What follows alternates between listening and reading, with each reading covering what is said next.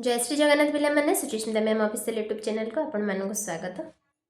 आउ प्रथमे मु क्षमा प्रार्थना करी जे मु back to back class upload करि पारुनी मोर देहगत समस्या नै कि फोन प्रॉब्लम को ए दुईटी जाक प्रॉब्लम है तो मु क्लास टा रेगुलरली अपलोड करि पारुनी।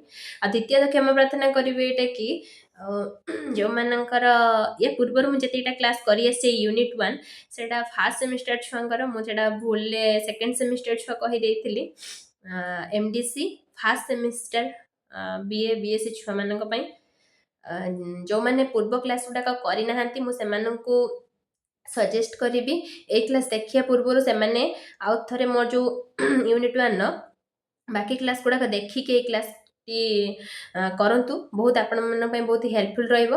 आ जो माने मोर क्लास देखि सारी चंती जदि से मानकर किछि डाउट रहिछि तो मते पर्सनली मो टेलीग्राम ग्रुप मु एई वीडियो रो तळे डिस्क्रिप्शन बॉक्स लिंक प्रोवाइड कर देबी आपण माने मते पर्सनल मेसेज भी करि परिबे जहाँ जहाँ डाउट रही मु निहाती आउ थरे थरे से क्लास गुडा करिया पई चेष्टा करिबी। आज देखिबा विश्व साहित्यर धारणा और तुलनात्मक साहित्य रे प्रासंगिकता को वर्णना कर। तले फास्ट तुलनात्मक साहित्य कोन मु ऑलरेडी भलो भाबरे बुझेइछि जति भी तुलनात्मक साहित्य पर आउरी किछि क्लास दरकार आ किछि बुझी पारनांती कोठी डाउट रही जाइछि मते निहाती कहबे म आउ थरे कोटा क्लास नै के आसीबी। ई तुलनात्मक साहित्य जो विश्व साहित्यटा रो धारणाटा और तुलनात्मक साहित्यर प्रासंगिकता को वर्णना करिबा।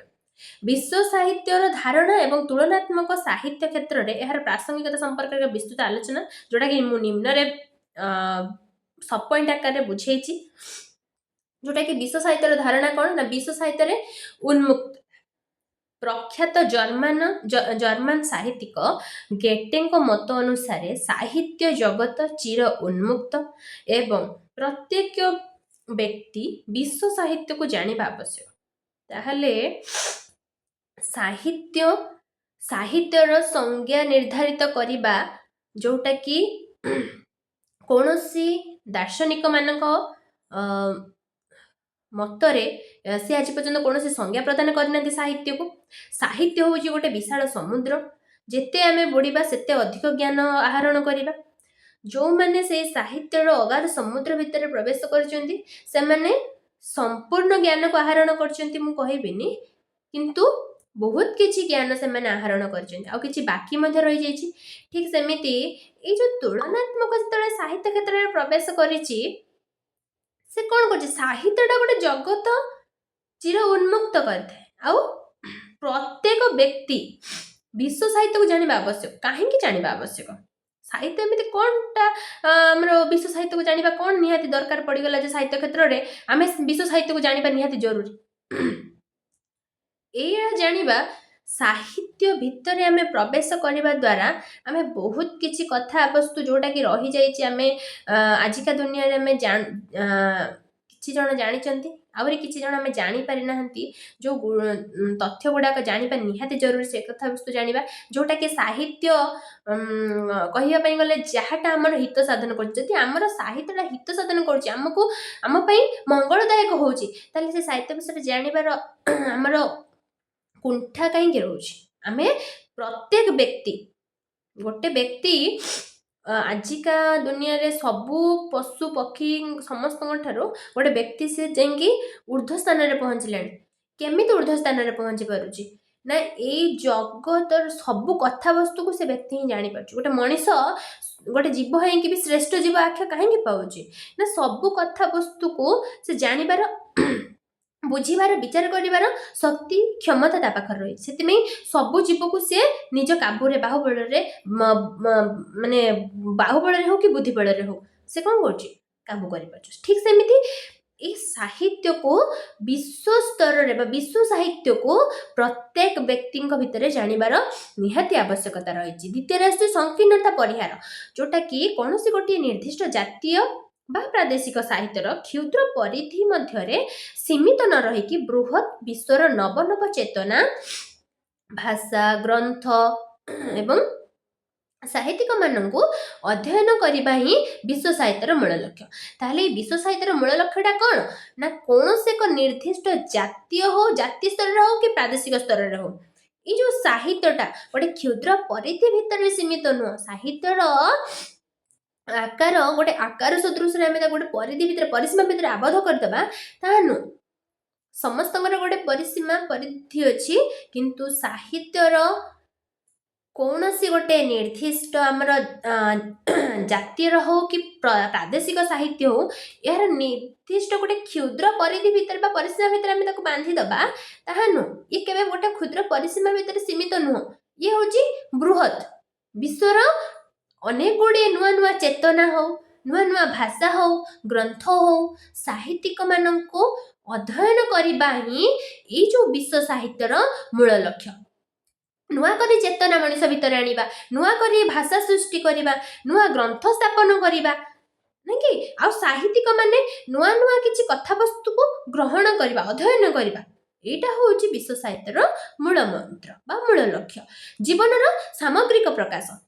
ସାହିତ୍ୟ ବା କଳାଟା ସମଗ୍ରତା ଦୃଷ୍ଟିକୋଣରୁ ଜୀବନକୁ ପୁନଃ ପ୍ରକାଶ କରିଥାଏ, ଯାହାଟା କି ସମାଜର ଏକକ ଭାବରେ ମଣିଷର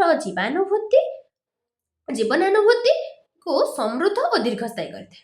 ତାହେଲେ ଏଇ ଯୋଉ ଜୀବନର ସାମଗ୍ରିକ ପ୍ରକାଶଟା କ'ଣ, ଯୋଉ ସବ୍ ପଏଣ୍ଟ ରଖିଛନ୍ତି, ସାହିତ୍ୟ ହଉ ବା କଳା ହଉ, ସାହିତ୍ୟକୁ ଆମେ କଳା କହୁଛନ୍ତି ନା, ସାହିତ୍ୟ ଗୋଟେ କଳାରେ ଯାଉଛି। ସେଇ ଯୋଉ ସାହିତ୍ୟ ହଉ କି କଳା ହଉ, ତାର ସମଗ୍ରତା ଦୃଷ୍ଟିକୋଣରୁ ଜୀବନକୁ ସେ ପୁନଃ ପ୍ରକାଶ କରିଥାଏ, ନୂଆ କରିକି ସେ ପରିପ୍ରକାଶ କରେ, ଗୋଟେ ଜୀବକୁ ନୂଆ କରି ଭାବରେ ଗଢ଼ି ତୋଳିଥାଏ। କିଏ? ଏଇ ସାହିତ୍ୟ ବା କଳା। ତା ପାଖର ସେତିକି କେପାସିଟି ଅଛି, ସେତିକି କେପାବୁଲ, ବୁଝିଲା? ଆଉ ଏଇଟା ସମାଜର ଏକକ ଭାବରେ ମଣିଷର ଜୀବନାନୁଭୂତିକୁ ସମୃଦ୍ଧ ଓ ଦୀର୍ଘସ୍ଥାୟୀ କରିଥାଏ, ଯାହାଟା ଏଇ ସମାଜରେ ଘଟି ଚାଲୁଛି। ମୁଁ ପୂର୍ବରୁ ବହୁତ ଥର ଏକ୍ଜାମ୍ପଲ ଦେଇଛି ବ୍ୟାସକବି ଫକୀରମୋହନ ସେନାପତିଙ୍କୁ। ସେ ମୋର ସବୁଦିନ ପାଇଁ ଫେଭରେଟ୍, ଯିଏକି ବ୍ୟାସକବି ଫକୀରମୋହନ ସେନାପତି। ଆଉ ମୁଁ ତାଙ୍କୁ ବହୁତ ଅନୁକରଣ କରେ। ଆଉ ପ୍ରତ୍ୟେକ ବ୍ୟକ୍ତି ହୁଅନ୍ତୁ କି ସେମାନେ, ମୁଁ ସଜେଷ୍ଟ କରିବି ନିହାତି ଅନୁକରଣ ଏଇଥିପାଇଁ କରନ୍ତୁ, ସେ ଜୀବନର ନିଛକ ପ୍ରତିଛବିକୁ ଏଇ ସମାଜର ଚାଲିଚଳଣି, ସମାଜର କୁସଂସ୍କାର, ଅନ୍ଧବିଶ୍ୱାସ, ଏ ସବୁକୁ ସେ ଦୂରୀକରଣ କରିଛନ୍ତି କେବଳ ଗୋଟିଏ କଲମ ସାହାଯ୍ୟରେ। ଗୋଟେ କଲମ ମୁନରେ ସେ ତାଙ୍କର ରଣଭୂମିକୁ ସାହିତ୍ୟ ମାଧ୍ୟମରେ, ସାହିତ୍ୟକୁ ରଣଭୂମି ନିଜ ମନ ଅନୁସାରେ ସାହିତ୍ୟକୁ ନିଜ ରଣଭୂମି ଭାବିକି, କଲମକୁ ନିଜର ଅସ୍ତ୍ର ନେଇକି ସେ କ'ଣ କରୁଛନ୍ତି, ଯୁଦ୍ଧ ଲଢ଼ିବା ପାଇଁ ଯାଇଛନ୍ତି। କାହା ବିରୁଦ୍ଧରେ? ଏ ସମାଜକୁ ପରିବର୍ତ୍ତନ କରିବାରେ। ଏ ସମାଜକୁ କ'ଣ ପରିବର୍ତ୍ତନ କରିବେ? ଏ ସମାଜରେ କୁସଂସ୍କାର, ଅନ୍ଧବିଶ୍ୱାସ, ଯେତିକି ସବୁ ରହିଲା, ଯିଏ ଯୋଉ ଷ୍ଟେଜ୍ ଯାଇକି ପହଞ୍ଚିବା କଥା, ଏଇ ସମାଜର ପରିବର୍ତ୍ତନ ଆଣିଛନ୍ତି, ଯୋଉଟା କି ଗୋଟେ ଏଇ ମଣିଷ, ଏଇ ସମାଜର ଯୋଉ ଚାଲିଚଳନଟା ରହିଲା, ସେଇକୁ ନେଇକି, ସେଇ ଜୀବନର ଅନୁଭୂତିକୁ ନେଇକି, ଯାହାଟା ମୁଁ କହିବି ମୋ ଛୁଆବେଳର କଥାବସ୍ତୁ, ମୁଁ କହିବି ଆଗ କାଳ, ମୁଁ ଯେତେବେଳେ ଛୁଆ ଥିଲି ସେତେବେଳେ ଗୋଟେ ପେନ୍ର ଦାମ ଥିଲା ଟଙ୍କାଟେ କି 3 ଟଙ୍କା, ଟଙ୍କାଟେ ଥିଲା, ରିଫିଲ୍ ଆମେ ଭର୍ତ୍ତି କରିକି ଲେଖୁଥିଲେ। କିନ୍ତୁ ବର୍ତ୍ତମାନ ସବୁ 1 ଚାନ୍ସ ହେଇଗଲାଣି, କଲମର ଦାମ ଆସି 5 ଟଙ୍କା ଧରିଲାଣି, ନାଇଁ କି?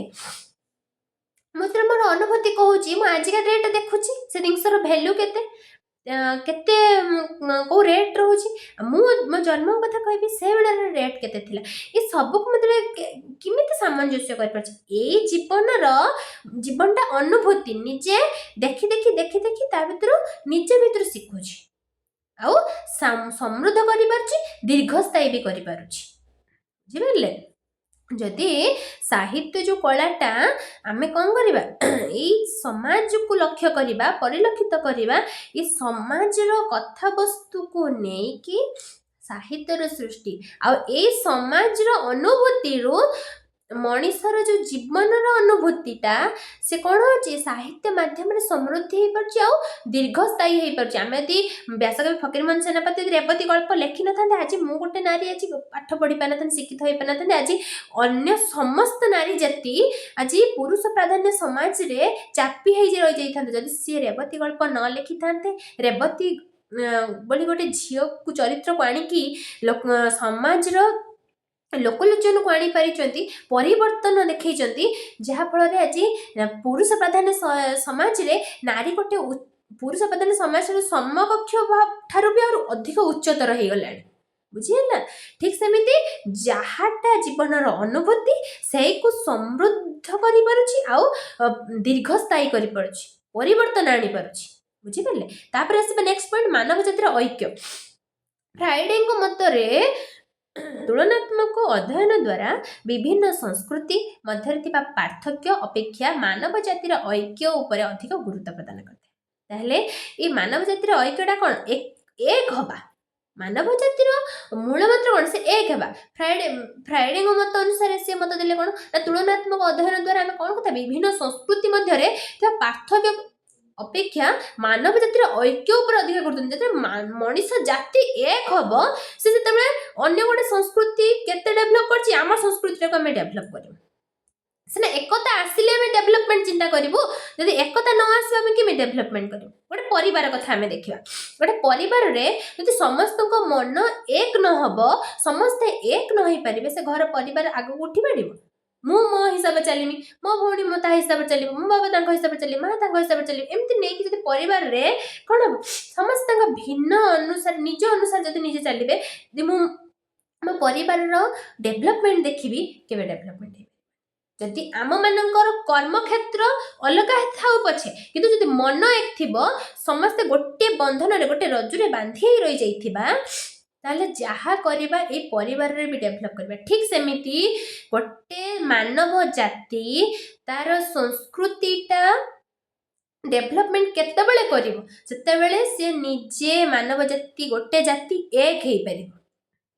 ସେତେବେଳେ କ'ଣ ହବ ନା ଅଲଗା ସଂସ୍କୃତି, ଯୋଉଟା ଆମେ ତୁଳନାତ୍ମକ ସାହିତ୍ୟରେ ଦେଖିଲେ, ତୁଳନାତ୍ମକ ସାହିତ୍ୟରେ ଗୋଟେ ଜାତିର ସଂସ୍କୃତି ଅଲଗା ଜାତିର ସଂସ୍କୃତି କେମିତି, ଏଇ ଯୋଉ କଥାବସ୍ତୁଟା ଆମେ କେମିତି ଜାଣିଲେ? ଯଦି ଆମେ ଆମ ଭିତରେ ଏକତା ଆସିବ ପ୍ରଥମତଃ, ତାହେଲେ ଆମେ ଅଲଗା ସଂସ୍କୃତିର ସମକକ୍ଷ ହେଇପାରିବା କି ତାଠୁ ଉଚ୍ଚରେ ଯାଇପାରିବା। ବୁଝିପାରିଲେ? ତାପରେ ଆସିଲେ ତୁଳନାତ୍ମକ ସାହିତ୍ୟରେ ବିଶ୍ୱ ସାହିତ୍ୟର ପ୍ରାସଙ୍ଗିକତା, ଯୋଉଟା କି ଭୌଗୋଳିକ ସୀମା ଅତିକ୍ରମ କରେ। ତୁଳନାତ୍ମକ ସାହିତ୍ୟ ହେଉଛି ଏକ ରାଷ୍ଟ୍ରର ଭୌଗୋଳିକ ଓ ଜାତୀୟ ସୀମାକୁ ଅତିକ୍ରମ କରି ବିଶ୍ୱ ସ୍ତରରେ ସାହିତ୍ୟର ଅନୁସନ୍ଧାନମୂଳକ ବିଶ୍ଳେଷଣ କରିଥାଏ। ଠିକ କଥା, ଏଇଟା ମୁଁ ପୂର୍ବରୁ ପଢ଼ି ସାରିଛି ଯେ ଗୋଟେ ଭୌଗୋଳିକ ସୀମା ମଧ୍ୟରେ ଏଇ ତୁଳନାତ୍ମକ ସାହିତ୍ୟଟା ଗୋଟେ ରାଷ୍ଟ୍ରର ଭୌଗୋଳିକ ସୀମା ଭିତରେ ଆଉ ଜାତୀୟ ସୀମାକୁ ସେ ଅତିକ୍ରମ କରିକି ବିଶ୍ୱ ସ୍ତରରେ ଯାଇକି କ'ଣ କରେ, ଏଇ ସାହିତ୍ୟର ଅନୁସନ୍ଧାନ କରିଥାଏ। এই ଅନୁସନ୍ଧାନକୁ ବିଶ୍ଳେଷଣ ବି କରିଥାଏ। ଯଦି ଆମ ଭିତରେ ଏକତା ନ ଆସିବ, ମୁଁ ଯଦି ଏଇ ସଂସ୍କୃତି ବିଷୟରେ ନ ଜାଣିବି, ଅଲଗା ଗୋଟେ ସଂସ୍କୃତି କେଉଁଭଳି ଭାବରେ କ'ଣ ପାଳନ କରୁଛନ୍ତି ମୁଁ ନ ଜାଣିବି, ତାହେଲେ ମୁଁ ମୋ ସଂସ୍କୃତିକୁ କେମିତି ବିଶ୍ୱ ସ୍ତରରେ ପ୍ରେଜେଣ୍ଟେସନ କରିପାରିବି? ବୁଝିପାରୁଛନ୍ତି? ତାପରେ ଆସିଲା ସାମଗ୍ରିକ ଦୃଷ୍ଟିଭଙ୍ଗୀ। ସମାଲୋଚକ ପ୍ରାଙ୍କଲ୍ସ ଜୋଷ୍ଟକମ୍ ଅନୁସାରେ ତୁଳନାତ୍ମକ ସାହିତ୍ୟ କେବଳ ଏକ ଶୈକ୍ଷିକ ବିଦ୍ୟା ନୁହଁ, ବରଂ ଏହା ହେଉଛି ସାହିତ୍ୟର ଏକ ସାମଗ୍ରିକ ଦୃଷ୍ଟିକୋଣ, ଯେଉଁଠାରେ ସାରା ବିଶ୍ୱର ସାରସ୍ୱତ ଭାବନା ଆଉ ସାଂସ୍କୃତିକ ପ୍ରତିଫଳନ ଘଟିଥାଏ। ପରଫେକ୍ଟ କଥା ସେ କହିଛନ୍ତି ଯେ କି ଗୋଟେ ଏଇଟା ଶୈକ୍ଷିକ ବିଦ୍ୟା ନୁହେଁ ଯେ ଆମେ ଖାଲି ଅଧ୍ୟୟନ କରିଦେଲେ ବା ସେତିକିରେ ସୀମିତ, ନା, ଏ ହେଉଛି ସାମଗ୍ରିକ ଦୃଷ୍ଟିକୋଣ, ସମଗ୍ରକୁ ଦୃଷ୍ଟିରେ ରଖିକି ଯେଉଁଠାରେ ସାରା ବିଶ୍ୱର ସାରସ୍ୱତ ଭାବନା ଆଉ ସାଂସ୍କୃତିକ ପ୍ରତିଫଳନଟା ବୁଝାଉଛି। ଅନ୍ତଃସମ୍ପର୍କ ଆବିଷ୍କାର। ପୃଥିବୀର ବିଭିନ୍ନ ଦେଶ, ଜାତି, ସଂସ୍କୃତି ଓ ଭାଷା ମଧ୍ୟରେ କିଛି ନା କିଛି ସମ୍ପର୍କ ରହିଛି। ତୁଳନାତ୍ମକ ସାହିତ୍ୟ ଏହି ସମ୍ପର୍କ ଗୁଡ଼ିକୁ ଖୋଜି ବାହାର କରିଥାଏ, କାରଣ କୌଣସି ଏକକ ସାହିତ୍ୟ ଅନ୍ୟ ସାହିତ୍ୟ ସହିତ ସମ୍ପର୍କରେ ନ ଆସିଲେ ପୂର୍ଣ୍ଣତା ପାଏନି। ତାହେଲେ ଅନ୍ତଃସାହିତ୍ୟର ଆବିଷ୍କାରଟା କ'ଣ? ଯୋଉ ଲୁଚି ଯାଇଛି ଯୋଉ ସାହିତ୍ୟଟା, ତାର ଆବିଷ୍କାର ନିହାତି ଆବଶ୍ୟକ, ଯୋଉଟାକି ପୃଥିବୀର ବିଭିନ୍ନ ଦେଶ ହଉ, ଜାତି ହଉ, ସଂସ୍କୃତି ହଉ, ଭାଷା ହଉ, ଏମାନଙ୍କ ମଧ୍ୟରେ କିଛି ନା କିଛି ସମ୍ପର୍କ ନିହାତି ରହିଛି, ଯୋଉଟାକି ତୁଳନାତ୍ମକ ସାହିତ୍ୟ ଏଇ ଯୋଉ ସମ୍ପର୍କ ଗୁଡ଼ିକୁ ଖୋଜିକି ବାହାର କରିଥାଏ। ଆଉ କାହିଁକି ଖୋଜିକି ବାହାର କରେ ନା କୌଣସି ଏକକ ସାହିତ୍ୟ ଅନ୍ୟ ସାହିତ୍ୟ ସହିତ ସମ୍ପର୍କରେ ନ ଆସିଲେ ସେତେବେଳେ ସେ ଗୋଟେ ପୂର୍ଣ୍ଣତା ପରିପ୍ରକାଶ ହେଇନାହିଁ, ପୂର୍ଣ୍ଣତା ପାଇନଥାଏ। ବୁଝିହେଲା? ସେଥିପାଇଁ ତାର ଆବଶ୍ୟକତାଟା ବି ରହିଛି। तापर आसला ज्ञानर परिसीमा वृद्धि। तुलनात्मक अध्ययन मनुष्यर सीमित ज्ञान क्षेत्र को विस्तृत करी विश्व ज्ञानर विभिन्न दिग यथा कला, दर्शन, इतिहास, समाज विज्ञान और धर्मशास्त्र सहित संपर्क स्थापन करता है। ताहले यार ज्ञानर परिसीमा वृद्धि केते मात्रा रहिते? तुलनात्मक अध्ययन होची मनुष्यर सीमित ज्ञान क्षेत्र को विस्तृत करिथाय, व्यापक करि देथाय, जोटा कि सीमित नुह। तुलनात्मक साहित्यटा गोटे सीमित अध्ययन नुह, साहित्य ही सीमित नुह। ता भितर जो तुलनात्मक साहित्य से सीमित कोठु आसी? से तो गोटे विशाल वृक्ष सदृश हम निहती ना बुझला, जे कि विश्व ज्ञान विभिन्न दिग जोटा कि कला हो, दर्शन हो, इतिहास हो, समाज विज्ञान हो, धर्मशास्त्र ई समस्त सहित यार संपर्कटा से स्थापन करिथाय। बुझिपारे? तापर आसला साहित्यिक वैशिष्ट्यर आकलन, जोटा कि विश्व साहित्यर परिप्रेक्षी रे तुलनात्मक अध्ययन द्वारा प्रभाव, सादृश्य, आहरण एवं अनुवाद आदि माध्यम दुईटी भिन्न संस्कृतिर साहित्य मध्य थिबा संपर्क को विचार करते। यही जो वैशिष्ट्यटा मु ऑलरेडी गोटे क्लास आपण मानक सहित प्रोवाइड कर सारी, आपण माने निहाती सेही क्लासटा देखंतु। प्रभावटा कोन पड़ी थाए साहित्य क्षेत्र रे तुलनात्मक अध्ययनटा, सादृश्य कौ क्षेत्र रे आसी थाए, आहरण कोन आसी थाए, अनुवाद कोन कोउटा अनुवाद कर जाई थाए, ई सबटा को मु पार्ट पार्ट करके भल भाव रे बुझेछि, जोटा कि साहित्य क्षेत्र रे तुलनात्मक साहित्य क्षेत्र रे ए सबुर कोन जो साहित्य सहित यार संपर्कटा केमिति विचार करथाय। परिशेष रे उपसंहार, जोटा कि वास्तव रे तुलनात्मक साहित्य होची आधुनिक विश्व पई एक वरदान। आधुनिक विश्व को जदि आमे परिलक्षित करबा, ई तुलनात्मक साहित्यटा गोटे वरदान सदृश। काहेकि ना ए आधुनिक जुगर जो मनुष्य माने रहिले, मनुष्य जाति माने रहिले, सेमानक भितर एकता स्थापन करबा, निज संस्कृति को आउ गोटे संस्कृति सहित संस्कृति बेटर आनी लोकलोचन को आनी पारिबा, उच्च को नहीं पारिबा, जोटा कि ए तुलनात्मक साहित्य नथिले हुए तो साहित्य क्षेत्र में मानव समाज क्षेत्र में एकता सृष्टि ही न। आम संस्कृतिटा आउ गोटे संस्कृति उच्चतर हो पार ना कि आउ कहा संस्कृति कौ भाई भाव में से सभ्यता कौ भाई भाव गढ़ी उठी ये सब विषय में जापर ना के अवगत हो पारि न। तुलनात्मक साहित्यटा साहित्य क्षेत्र में प्रवेश करके आमर बहुत बड़ उपकार करें, कौन कहला से गोटे वरदान सदृश पलटि जाइए। विश्वर समस्त साहित्य को अध्ययन करी एक मानविक भाव सभारे उपनीत हेबा यार मूल लक्ष्य, जोटा कि विश्वर समस्त साहित्य को जदि अध्ययन करी एक मानविक भाव सभारे उपनीत हेबा, यार ये जो तुलनात्मक साहित्य रोचे एटा मूल लक्ष्य। यह जातीय साहित्यर संकीर्णता को भांगिकी विश्व साहित्यर एक सार्वजनीन धारा सृष्टि करिबारे सहायक होइते। ताले हमें जानले कौन ना जो संकीर्णता भितर साहित्यर साहित्य को हमें बांधी देइथिले, से संकीर्णतार बाड़ को भांगी देकी से विश्व स्तर रे एक हेकी निजर सभ्यता संस्कृति ये सब को कौन सार्वजनीन धारा सृष्टि करू। बुझिला? बुझिपाले तुलनात्मक साहित्यटा जो विश्व स्तर रे किभली भाव में विश्व स्तर विश्व साहित्य भाव परिलक्षित होइछि। तापर जिबा नेक्स्ट क्वेश्चन को। नेक्स्ट क्वेश्चन देछि कोन पश्चिमी साहित्यर पद गुडी को भारतीय भाषा रे अनुवाद करिवार समस्या गुडी को सविशेष वर्णना कर। पश्चिमी साहित्य कोटा हम जो बंगाली साहित्य गुडा करैला, बुझिला सब भाषा गुडाक सेटा कौन करछि ना पश्चिमी साहित्यर पद गुडी को भारतीय भाषा रे अनुवाद करिबार समस्या गुडी को सविशेष आमे वर्णना करबा। उपक्रम फास्ट देला कोन ना तुलनात्मक साहित्य अध्ययन रे अनुवाद होछि एक विशिष्ट उपादान। काहाकू गोटे विशिष्ट उपादान नियागर तुलनात्मक साहित्य रे ना अनुवाद को। अनुवाद नथिले हुए तो आमे काहा सहित काहाकू तुलना करि पा नथि, आमे तो का भाषा भाषी बुझी ही नथांती, ताले अनुवाद केमिति कर माने आम साहित्य को केमिति से विश्व स्तर रे प्रेजेंटेशन करि परथांती।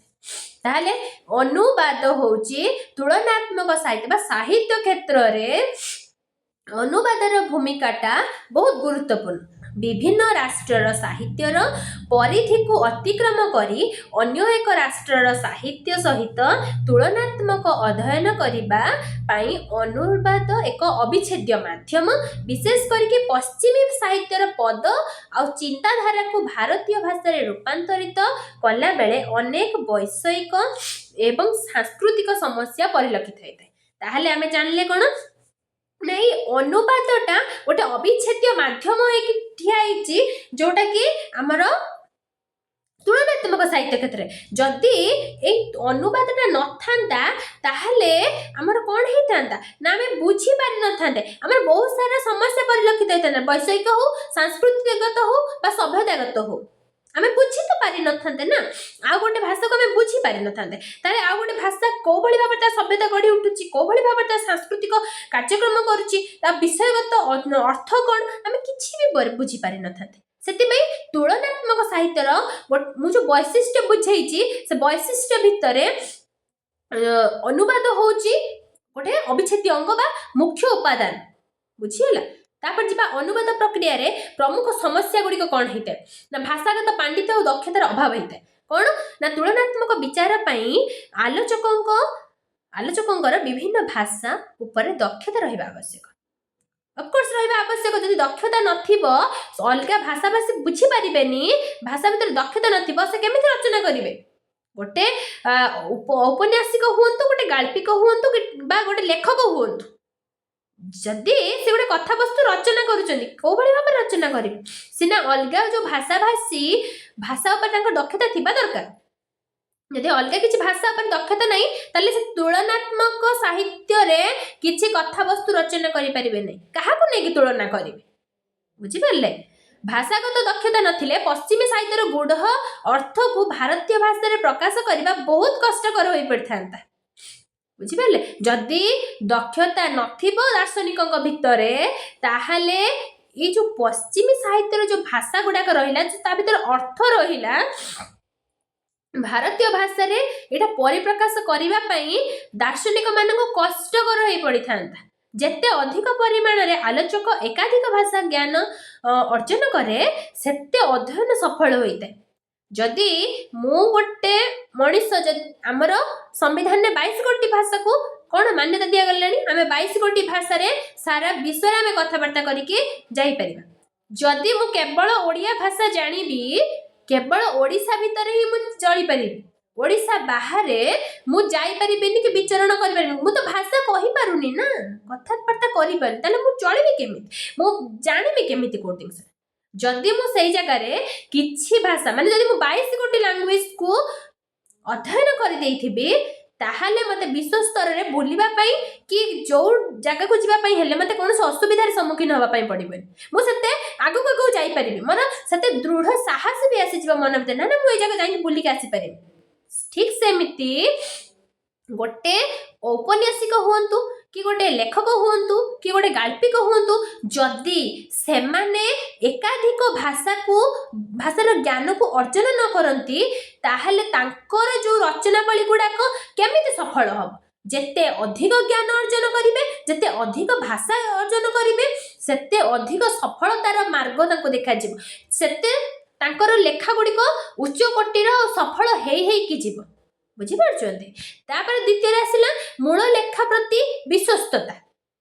ଯୋଉ ମୂଳ ଲେଖା ପ୍ରତି ବିଶ୍ୱସ୍ତତା କ'ଣ ନା ଅନୁବାଦର ସର୍ବୋଚ୍ଚ ମାନଦଣ୍ଡ ହେଉଛି ଏହା ମୂଳ ଲେଖା ପ୍ରତି ବିଶ୍ୱସ୍ତ ହେବା ଉଚିତ। ମାନେ ଯେମିତି ଆମର ରାମଚରିତ ମାନସ ରଚନା କଲେ କିଏ? ତୁଳସୀ ଦାସ। କିନ୍ତୁ ଓଡ଼ିଆରେ ରାମାୟଣ ରଚନା କଲେ କିଏ ରଚନା କଲେ? ମତେ ଏଟା କମେଣ୍ଟ ସେକ୍ସନରେ ଜଣେଇବେ, ମୁଁ କହିଦଉଛି, ଛାଡ଼। ବଳରାମ ଦାସ ରଚନା କଲେ। ଠିକ୍ ସେମିତି ଯଦି ସେ ମୂଳ ଲେଖାକୁ ପଢି ନଥାନ୍ତେ, ମୂଳ ଲେଖାକୁ ଜାଣି ନଥାନ୍ତେ, ରାମଚରିତ ମାନସର କଥାବସ୍ତୁ କ'ଣ ରହିଛି, କ'ଣ ତା ଭିତର ଯାହା ବି ସବୁ ରଚନା କରିଛନ୍ତି, ଯାହା କିଏ କୋଉ ଚରିତ୍ରର କ'ଣ କଥାବସ୍ତୁ, ଏ ସବୁ ଗୁଡାକ ଯଦି ସେ ନ ଜାଣିଥାନ୍ତେ,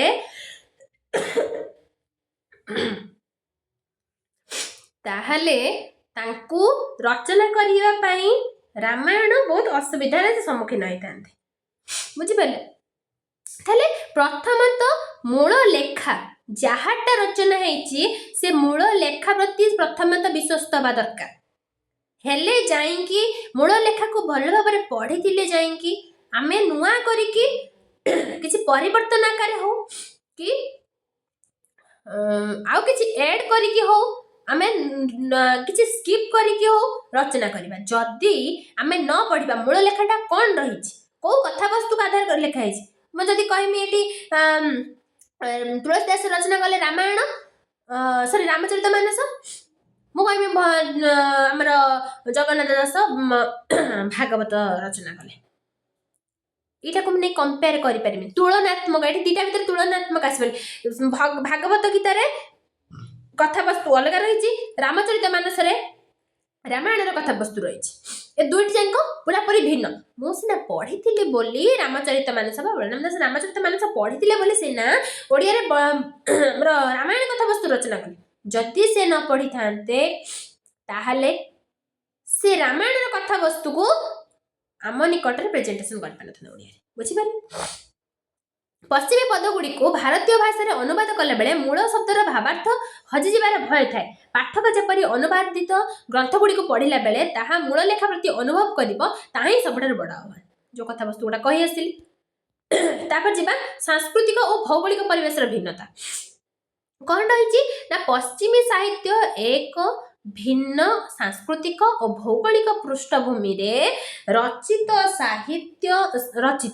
ଭାରତୀୟ ସାମାଜିକ ସ୍ଥିତି ଓ ପଶ୍ଚିମୀ ସାମାଜିକ ସ୍ଥିତି ମଧ୍ୟରେ ଥିବା ପ୍ରଭେଦ ଯୋଗୁଁ କେତେକ ପାରିଭାଷିକ ଶବ୍ଦର ସଠିକ୍ ପ୍ରତିଶବ୍ଦ ଭାରତୀୟ ଭାଷାରେ ମିଳିବା ସହଜ ହୁଏ ନାହିଁ।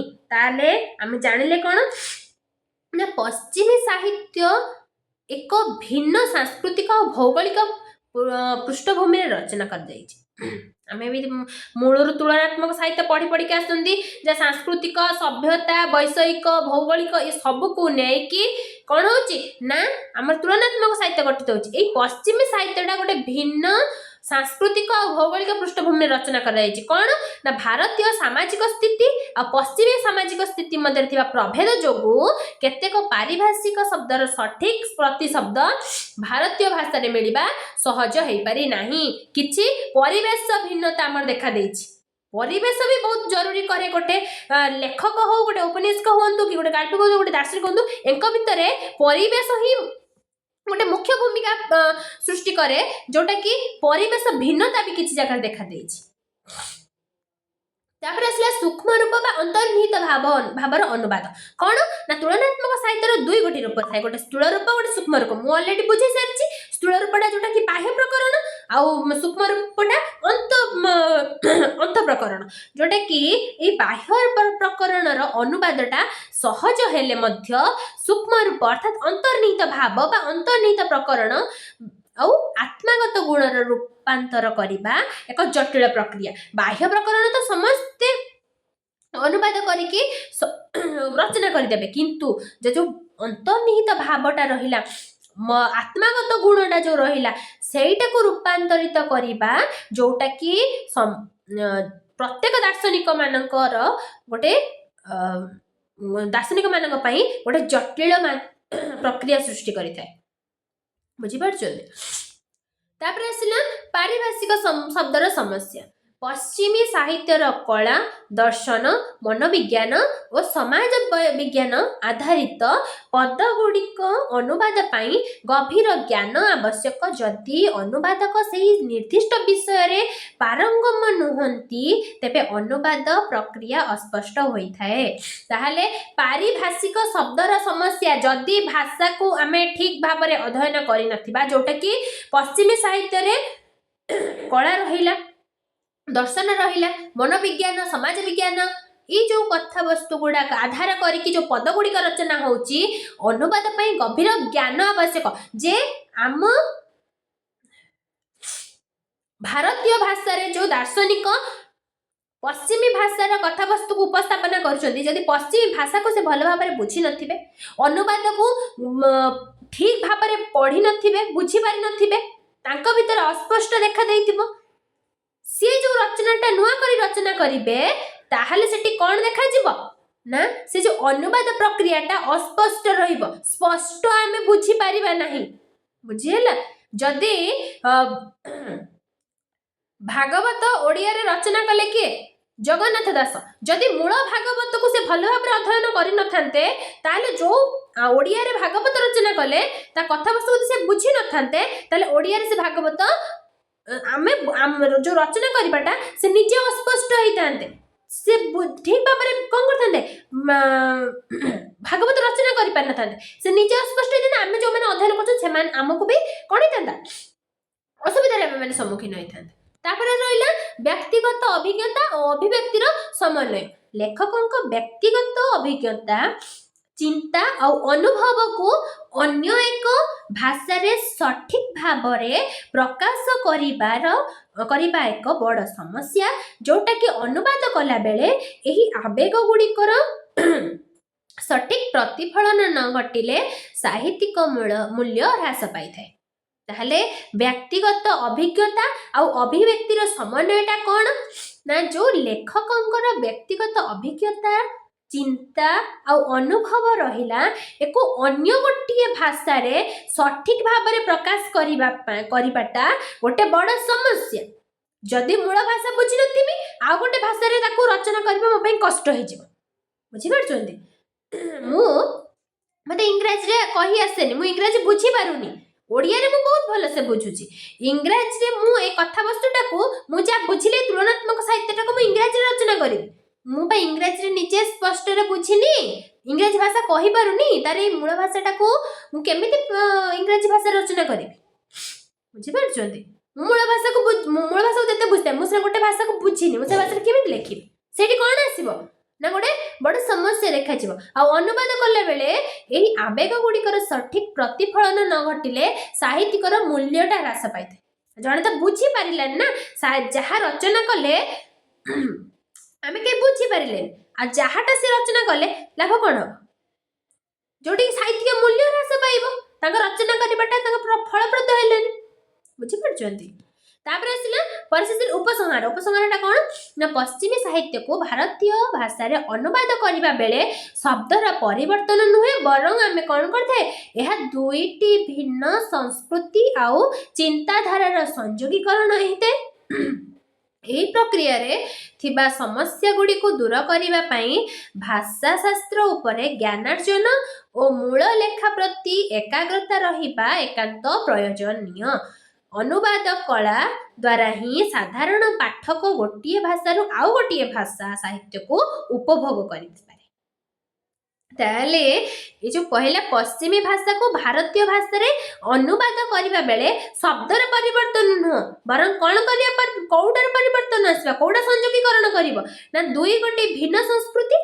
आउ चिंताधारा ए दुई गोटी को संयोगीकरण करिवो संयोग करिवो दुईटा को संयोग कले कौन आसब तुलनात्मक साहित्य से सृष्टि हम मु गोटे भाषा को बुझीपारि ताको विचार कली चिंताधारा आनी ता संस्कृति को बुझीपारि यही आम संस्कृति रे किमिति डेवलपमेंट करि परिबी कि जहाँटा डेवलपमेंट करियार रास्ताटा मते कौन हम मु सुचारू रूपे करि परिबी यही जो प्रक्रिया रे थिबा समस्या गुडी को दूर करिबा पई भाषा शास्त्र उपरे ज्ञानार्जन आउ मूल लेखा प्रति एकाग्रता रहिबा एकांत प्रयोजनीय ताहले यही जो प्रक्रिया रे थिबा जो समस्या आमे देखिले से समस्याटा कौन भाषा शास्त्र उपरे ज्ञानार्जन आउ मूल लेखा प्रति एकाग्रता रहिबा नित्यांत आवश्यकता प्रयोजनीय अनुवाद कला बेले जो अनुवाद कलाटा गोटे साहित्य को अनुवाद करने द्वारा साधारण जो पाठकटी अध्ययन करुच्ची जो कथा वस्तु को गोटे भाषार आउ गोटे भाषा साहित्य को उपभोग कर बुझी पार आ गोटे साहित्य कौन रचना करा जायथिला जोटा कि मु ए पाठटा पढ़ुची से पाठरे ए पाठरे ए कथा वस्तु रचना करा जोटा कि मु से पाठ तो बुझी पारि नथांती तले ए माध्यम रे मो भाषा साहित्य रे पाठटा अध्ययन करा जायछि बोली लेखा जायछि बोली रचना करा जायछि बोली मु ए कथा वस्तुटा को बुझी पारुछि ताकू गडी कोन हबो आनंद आसीबो और से पाठटा को अध्ययन करिया पई ता भितरे खुशी आसी जानिया पई इच्छा करिबो और बुझी पारले ए तुलनात्मक साहित्यटा साहित्य क्षेत्र में केते मात्रा रे जरूरी जदि मो क्लास टी आज एटा तो सरी गले क्वेश्चन टा आज जदि मो क्लास टी आपण मानक भल लागु थाए ताहले लाइक करिवे शेयर करिवे चैनल को सब्सक्राइब करिया को बिल्कुल भूलिबेनी आ जो मानकर डाउट रही जाउची बुझी पारनंदी कोनोसी टॉपिक ऊपर मु जत्ति भी क्वेश्चन यूनिट 1 आनी ची ताबे तो जदि किछि क्वेश्चन आपण मानक असुविधा रे सम्मुखीन करथाय कि आउरी क्लास जरूरी रहउची ए टॉपिक रे आउ टिके अधिक क्लास आणंतु मते कमेंट सेक्शन में निहाती जणेबे नहीं तो मोर डिस्क्रिप्शन बॉक्स में लिंक प्रोवाइड कर देथिबे टेलीग्राम चैनल टी हटी जाके मते पर्सनल मैसेज करिवे मो निहाती आपण मानक पई जत्ते मो द्वारा जति संभव हो मु डाउट को क्लियर करिया पई चेष्टा करिवि आ नुवा किछि वीडियो आनिबा पई चेष्टा करिवि आज पई क्लास 10 रखुची जय श्री जगन्नाथ।